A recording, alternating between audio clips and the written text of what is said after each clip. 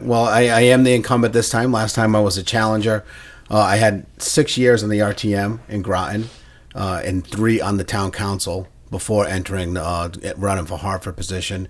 And I took that position. I think 2 years ago was more notable that we were actually starting a group called Community Speaks Out. And a big reason I ran was for the opiate issue.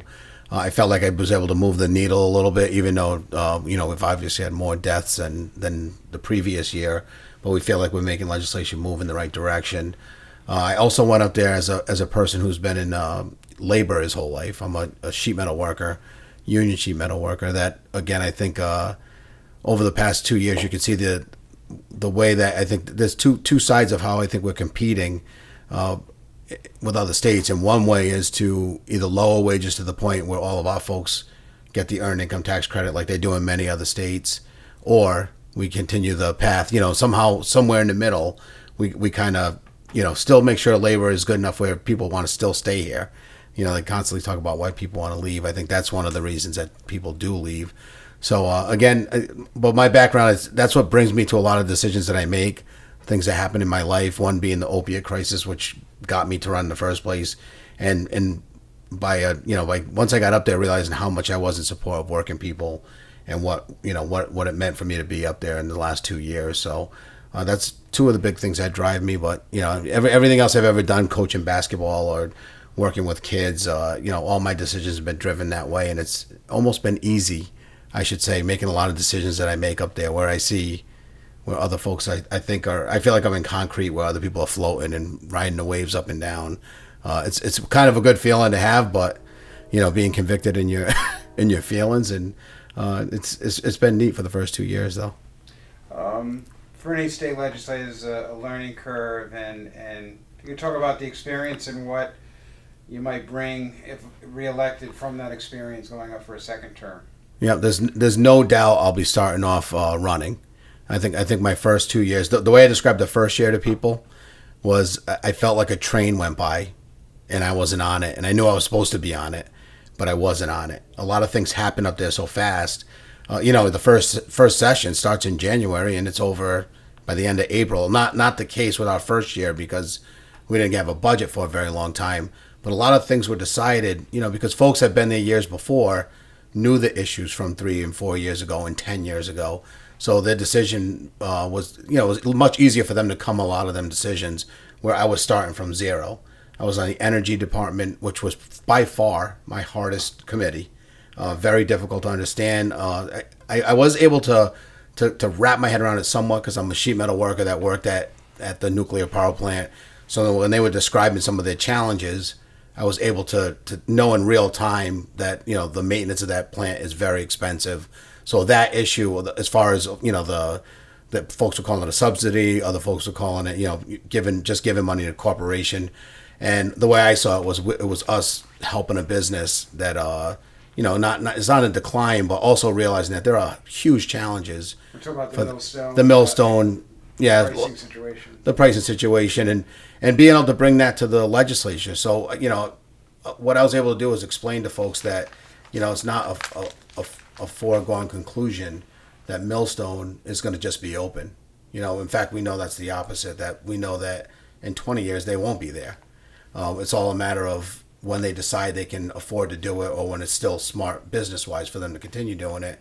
And what we did this last session, I thought, was helping them in a proper way. Mm-hmm. And again, I talk to folks on the streets, and they say, Joe, I thought you weren't this big corporate welfare guy, but I think there's absolutely times where we need to go hand in hand with our businesses, and we did that with Millstone, and I was pretty proud of that. Actually being able to talk to other legislators and pull them along and show them that way. But again, you get back to your question. I think I really feel like walking in as a freshman is daunting. That with 9 years of experience locally, I felt pretty overwhelmed when I first got into town council, going from the RTM, and this wasn't even comparable. But the good thing is, being strong in your beliefs and what and how you think things should work. I think it helped with a lot of my decision making. But there was just even the net neutrality was a huge decision. It was a home run for the Democrats, I think, and for me, trying to understand it and wrap my head around it of what really needs to happen with it is interesting. but all the other housing was very easy for me. Like the housing committee was easier. There were decisions that were easier for me. They were easier to understand. And then the other one was insurance and real estate, which was a tough committee too. A lot of weird bills coming through, and trying to understand them completely was a challenge. So, so what's your thoughts on one of the big issues dominating the campaign discussion and the challenges facing Connecticut, which is the trying to bring some degree of fiscal stability? Seems like every year the legislature goes up there and they confront the deficit, and there's a lot of scrambling on how to get it back into balance, and the long-term outlook sees that continue unless something changes. So, what's your thought of trying to bring some stability to And I think stability is going to come with planning, and that's something that we haven't done for a very long time. When I walked in, I saw again, this is my second year. I saw an absolute mountain of debt, and it was a mountain of debt that was created from people not planning. It was making promises to a bunch of folks that they were going to have this retirement and not actually putting money aside for it. The program, all those programs would work if they were paid for as they went, and maybe, and I think sometimes maybe even some of the benefits that got out of hand because we were saying that, well, we'll pay for it later. I think if everything was being funded as we went, everything would have grew at the same time as it should, and that's something that didn't happen. Whenever someone tells me that they're going to solve all this in 5 or 10 years, I mean, if it took you 40 years to dig that hole with a shovel, it's going to take you 40 years to put it back right. You're not going to just be able to fill it that fast. This is a problem that happened to me that started in the 80s, and with no excuses too. And that's why I think you have to come up with solutions. Like one thing we did was redo that CBAC deal. We smoothed it out.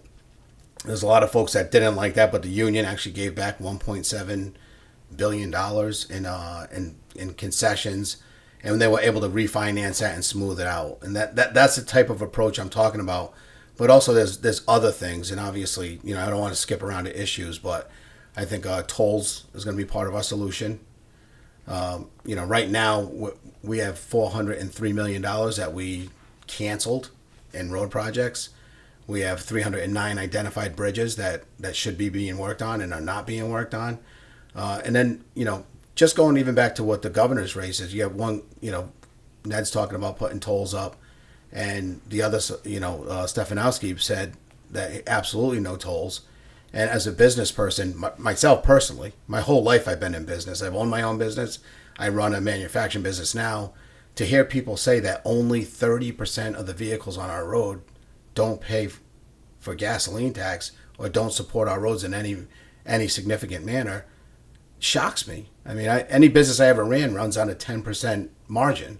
So if we have 3 out of 10 cars and trucks on our roads that aren't paying at all, they buy gas from out of state, because I would. If let's say when I went to Florida for 18 years in a row with my kids, we drove to New Jersey on a quarter tank of gas in my truck and filled up in New Jersey, because it was like 50 cents cheaper. And historically and anecdotally now, when we get stories in talking about trucking companies, they've absolutely not bought 1 gallon of gasoline from Connecticut, but they rip our roads up. So that's one way. I mean, and I'm not saying that's our end all be all solution, but I think it's a significant one. If the numbers that we've seen from the studies that we've got to look at, we raised $375 million in gas tax last year as a whole, with that 25 cents per gallon. And right now, you'd think they would have $475 million would have been collected had we had out-of-state vehicles paying. That's without us at all. That's with no Connecticut residents paying. When you put us into it, there's another almost 500 million. So we would add 900 million to actually address our roads, and then stop taking out a general fund and shifting it over towards DOT. And that's just going to get worse if we don't solve it. The other issue to me is, if cars were getting 7 miles to the gallon and we felt technology was never going to let us get past that, I would be fine with the gas tax. I think we'd be able to raise enough money, but cars don't get 7 miles to the gallon. We have electric cars that come in. My first year, I was informed that there were 2,500 cars that were registered electric cars. Well, in the second year, there's 5,000. And if you watch TV, Ford has a whole lineup that's going to be all electric. Chevy, Volvo offers every single car that they have in electric. Tesla, everybody wants a Tesla that's electric. If all those folks get electric cars, even if 20% more people get them, right? That means that the other 80% of people that have gas are going to have to make up that difference. And to me, it's just a technology that's going to happen. And we have governors, there's legislators saying it's never going to happen. And I can tell you, if I get elected or not, within 5 or 10 years, Connecticut's going to have tolls on it, whether people like it or not. Because if we have say if it's 50% electric cars and the trucks still aren't paying, the money has to come from somewhere. And that's certainly part of the budget issues is how we pay for the transportation. Yeah. Back to the pensions. I mean, that's true. Certainly, that the state didn't set aside the money for years and years that it should have known it would need to pay the pensions it was agreeing to in these contracts. But unfortunately, for the legislators now, it's caught up with the state and have to figure it out. What should be on the table. Some have suggested that people that receive general benefits at the state should try to claw back some of that. Some of the pensions now being paid to those Tier 1 workers are excessive, and you might have to go there and roll back some of those pensions. Others say that's not fair. Those people agreed to that. They were counting on it, and you can't retroactively now say they can't get what they were promised. So I mean, what could be on the table as far as controlling those pension costs, and what do you think is really not fair to consider? And I think everything could be on the table, but you said it yourself. And imagine that now. The Tier 1 I think is considered pretty much the evil empire. Those are the folks to me that when you are walking on the street and someone says, "Well, that person retired, they got $100,000 pension. I'll never have that. They should have never earned it." Again, I think those folks may have planned their life a little differently had they known that their pension would be talked about getting, taken away from them. The one thing that I like to address and continue to address is we're at a level Tier 4A now. So, the folks that are new getting into the workforce, I think they're making a lot of sacrifices. They don't know it yet because they still get in and it's still a state job and they still have insurance and they're very excited to be part of it. But they still won't be retiring, I think, in a meaningful way. I just don't see that as a possibility. Maybe you work your 30 or 40 years, but you're certainly not gonna retire in a comfortable manner. That's the new state employee. It's the new normal, the new real life. I think I look a lot towards the federal, and I got accused of talking about it too much. But I feel like our roof is leaking. Like the federal government, that would be the roof. And Connecticut's been changing we've been changing the sheetrock every single year, right? What I mean is every municipal employee in Florida, teachers, police officers, firefighters, they get the earned income tax credit at the end of the year. So if you're living in poverty, like in Florida alone, 25% of the folks that filed their taxes got the earned income tax credit.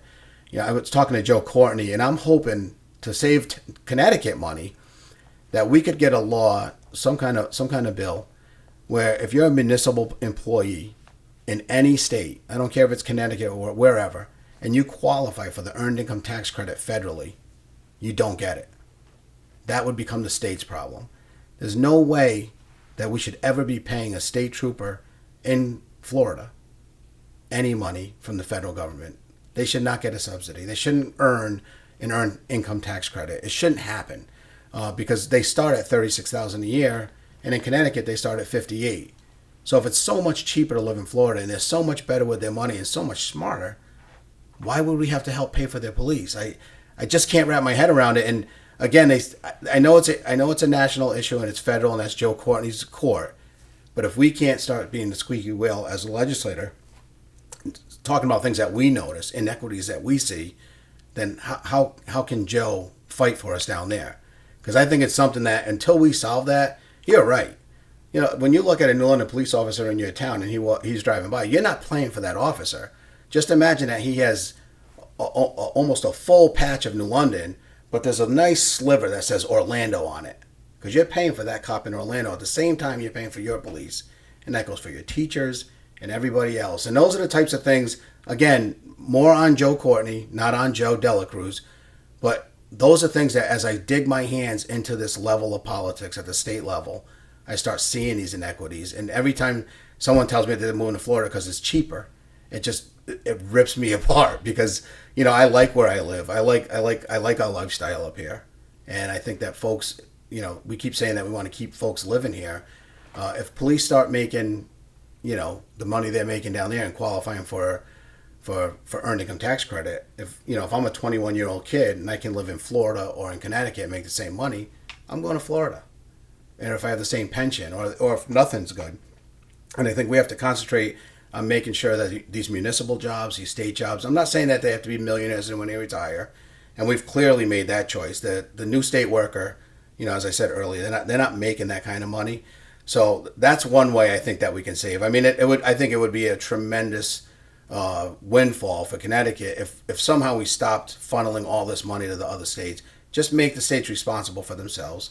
Florida could easily handle that and let them deal. They would be able to go to their mayor and say, hey, mayor, I'm a police officer. I'm used to getting this $10,000 check from the federal government because I have 3 kids and you pay me the poverty level. They're not giving me that 10 grand anymore, so I want it from you. And then maybe the folks that are living in Florida will have to pay more, but at least we're not paying for them.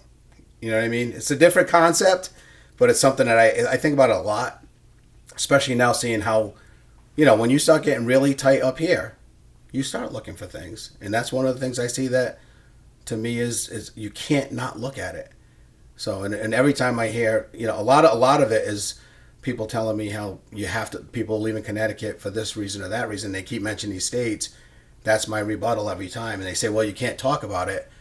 And I don't know how I couldn't talk about it, because if you're telling me to compete with you, and I have to, if we both own a pizza restaurant, and I have to pay for your electricity, your water, your sauce, and your pepperoni, and all of a sudden you come down and say, you know what, Joe, you need to cook it too. So the only thing I'm not doing for you is eating it at that point. So that's what I think we really need to address that in a meaningful way. And the people think it's a far-fetched idea, but again, they're telling me to look for nickels and dimes, and nickels and dimes aren't going to get us there. We're not going to solve Connecticut's budget completely internally, because I think there's some inequities that have happened that are beyond our control that we just can't handle. Not with the money, not with our income. Julie, what do you got? Yeah, so I normally cover the military, and obviously Electric Boat is part of that, and the state has given Electric Boat a lot of money over the years. Most recently, the governor announced a $80+ million package for them. You talked a little bit earlier about working hand in hand with companies, but there are some who argue that Electric Boat is a very lucrative company. There's no way that they're moving out of Connecticut anytime soon. Why do they get these packages? So first, I guess, would you continue? Are you sort of in favor of the state supporting Electric Boat in that way, or what kind of funding? 100% in support of that funding. And I full disclosure, I'm a vendor for Electric Boat. I'm a sheet metal worker. I run Hillary Company, which is, I would say 70% of our business. And then if you took away EB, the other 30% of the folks that come see us probably wouldn't be here either. And I do agree with a lot of folks, when you're thinking of corporate welfare, or you're thinking about giving tax breaks to these big corporations, it's something that I've always rallied against and fought against.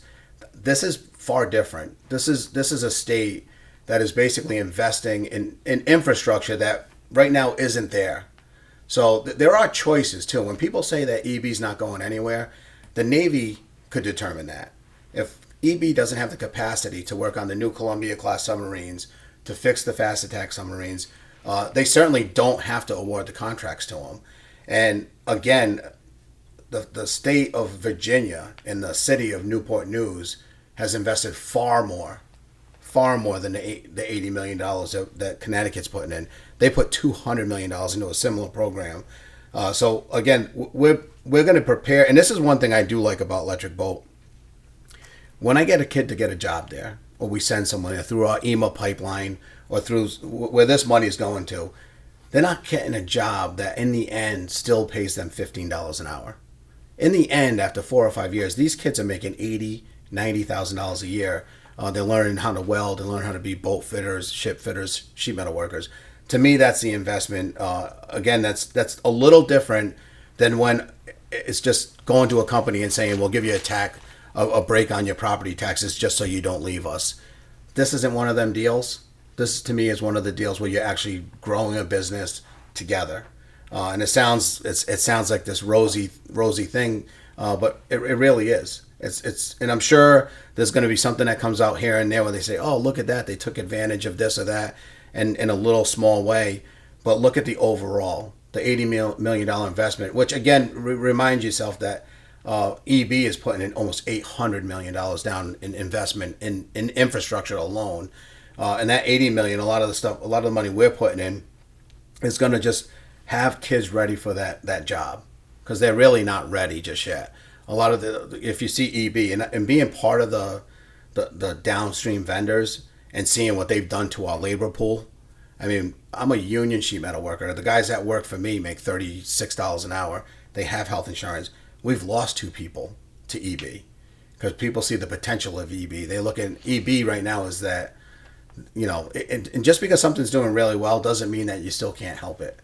You want to make sure they're there for a very long time. And the new building they're putting up is going to allow us to not only build Columbia classes, but to keep maintaining them, to dry dock them. And if you don't have that infrastructure to handle the work, then the Navy will one day, when they need the work done, say, EB they already know how much work you have, and they can say, well, EB already has 2 boats, they can't even fit another one, so we won't even ask them if they want to bid on this other one. We'll just send it to Newport. Newport has the luxury of being an aircraft carrier and battleship. If have you ever been to Newport News, it's like its own city. That's how big that place is.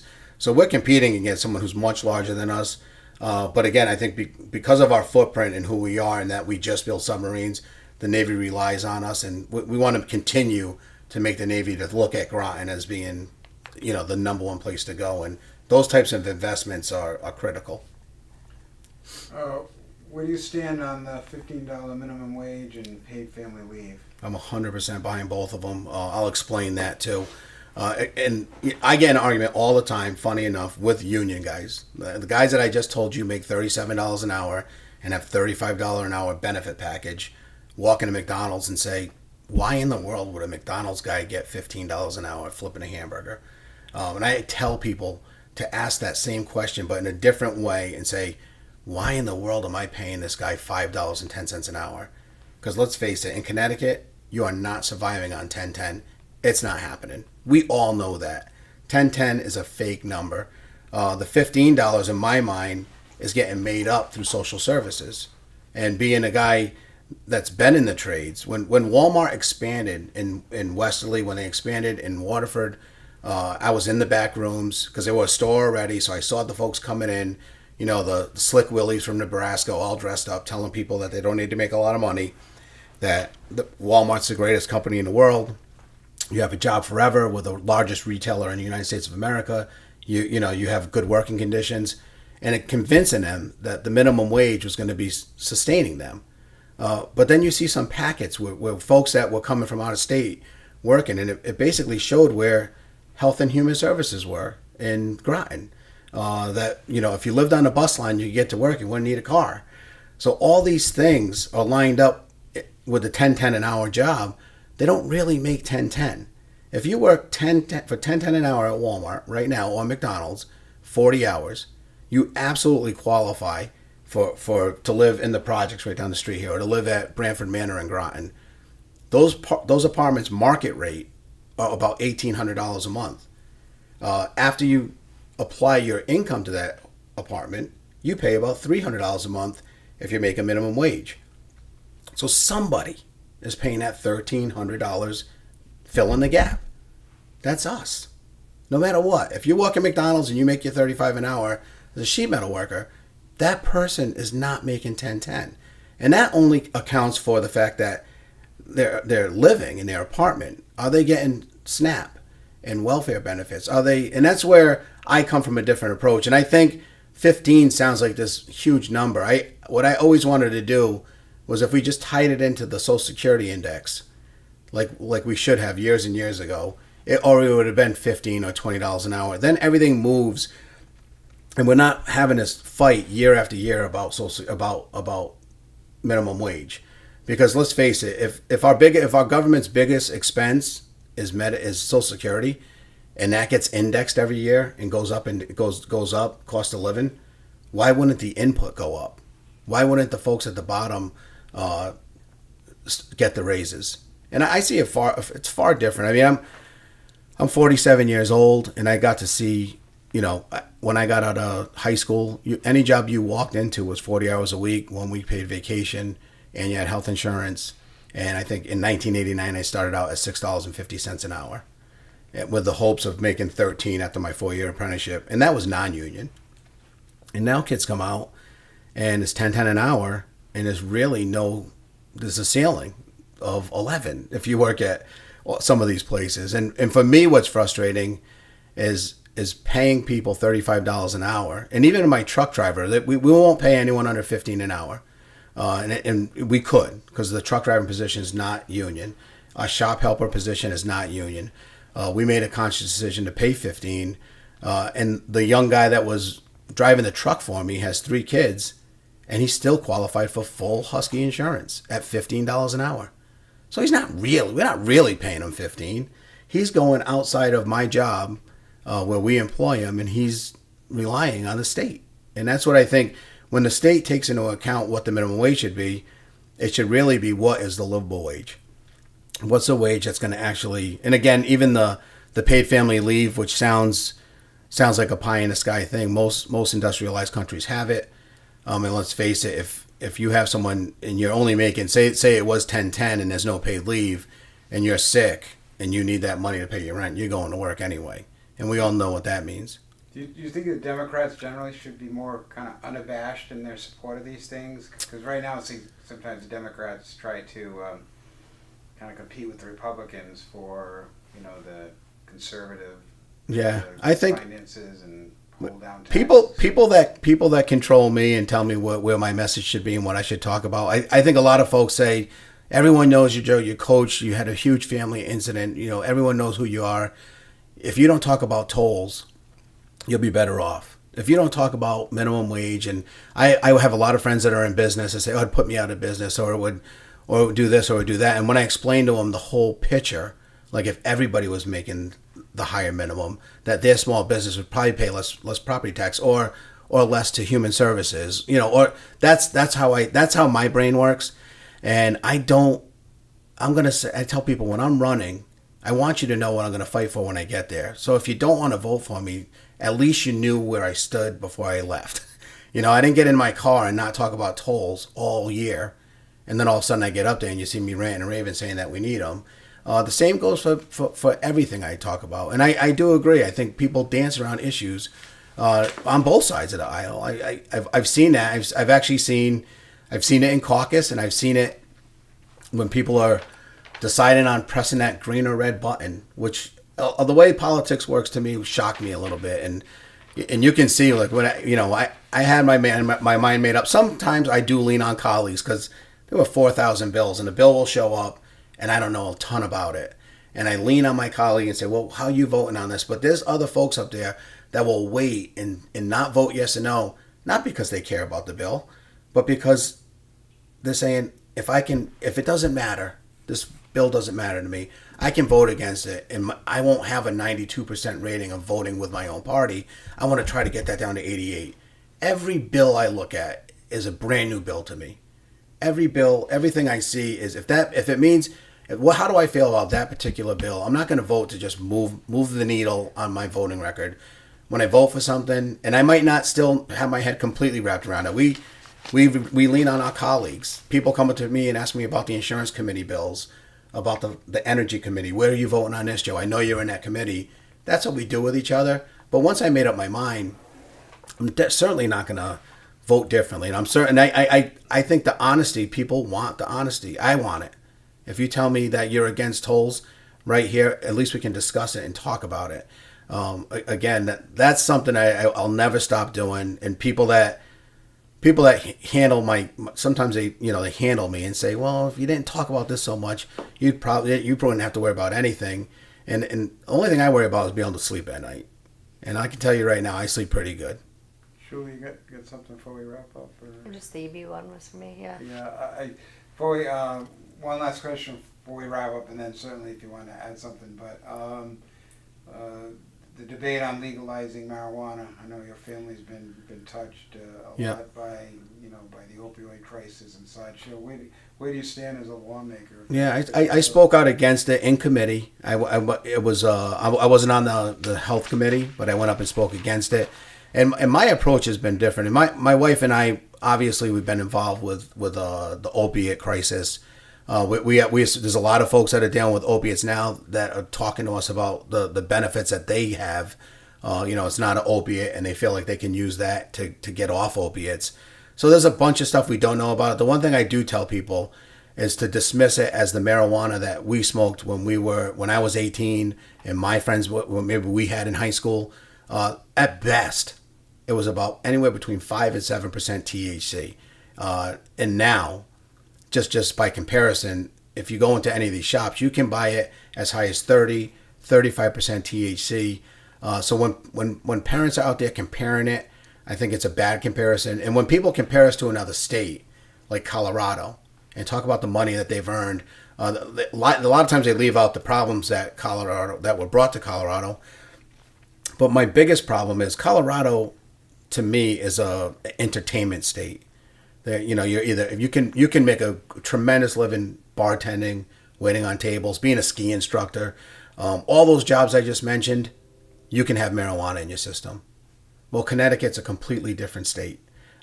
We are a state that lives and thrives off of federal dollars that come to Electric Boat, Sikorsky, Hamilton Sunstrand. If the list goes on and on and on, even me as a local sheet metal worker that goes to the casino, we get drug tested. And the marijuana drug test right now disqualifies you.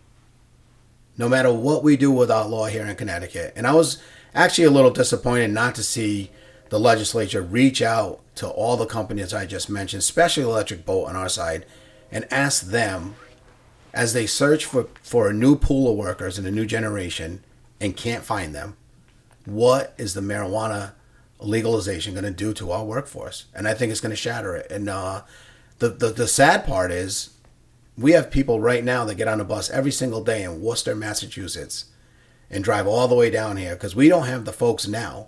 There's kids right now that are able-bodied, the right age, to me, that could fill those jobs.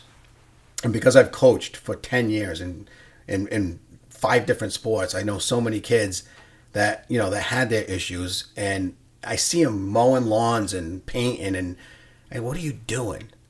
Go to EB, get a job. You'll be doing the same type of thing. You probably won't even work as hard as you're working right now. And they say, Coach, I cannot stop smoking marijuana. And to me, that's telling because that kid's still going to live here in Connecticut. His family's here. His friends are here. He's not going anywhere.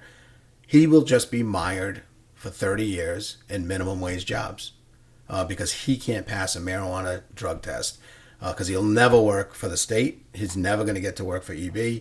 And to me, I think it's one of those issues that is a federal issue because if it was federally legal, I would probably be talking to you differently right now. I would probably be saying, well, if all these kids can still get an electric boat right now, and they can still carry on and have their job, and the opposite, the people on the other side are saying, well, Joe, that's their decision. That if they want to smoke marijuana and they're 22 years old and they never get a job at Electric Boat or Hamilton Sunstrand, or to me, the day we say that it's legal is imagine yourself being 20 years old or 21 and smoking a marijuana saying, hey, the state of Connecticut said this is legal. Hey, EB, I don't know what your problem is. And EB's going to say, we don't have a problem. You just can't come here. So we're kind of telling people it's a drastic it's a mixed message to me. We're lawmakers and we're telling somebody that something's all right, but it will just disqualify you from actually earning a good living almost anywhere in our state. And again, I think if you took that argument to Colorado, I would probably be wrong.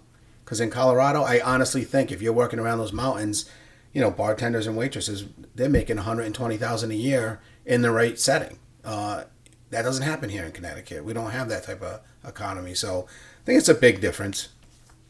Got to wrap up because we're Yep, keeping yep. everyone to at the same time. Anything you want to kind of say, closing and such? Well, in closing, again, I think even my opponent and anyone that wants to get in, throw their hat in the ring, they're there for a reason. Democrat, Republican. I met 150 other legislators from all around the state, and Republican or Democrat, we all have our way of wanting to get to the same conclusion, and it's good jobs for our kids. We want to be able to stay in Connecticut. All those great things. That's what I embody. I'm not going anywhere. So when, there's some folks up there that say, hey, I'm leaving in 7 years, so I want to make sure the state's right for me. You can't even talk to me then. I just had my grandkid.